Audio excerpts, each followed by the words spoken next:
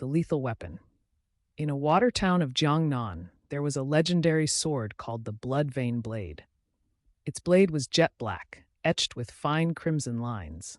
Legend said a swordsmith 100 years ago forged it from 1,000-year-old iron and a blood ritual, and that the sword would draw blood wherever it went, cutting through anything it touched.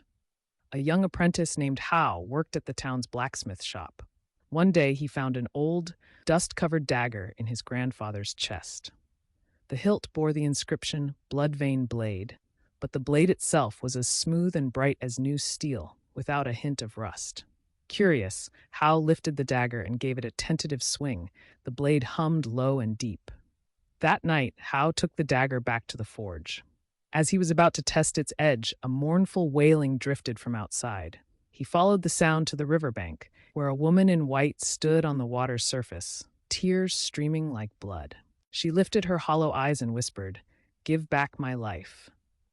Hal raised the dagger. The blade caught the moonlight and glowed a fierce red. The moment the tip touched the woman, the dagger shrieked, the blood vein patterns writhing like living snakes, and they swallowed her whole. The river boiled, a mist of blood rose, then settled, leaving only the dagger lying in the mud, stained with crimson. From then on, no one dared speak of the blood vein blade. Hao, however, had lost his humanity to the weapon's power. He became the town's deadliest instrument, a lethal weapon that could only take life. Standing by the riverbank, he stared at the distant mountains and whispered, "I am merely an extension of the blade. Where the blade is, I am."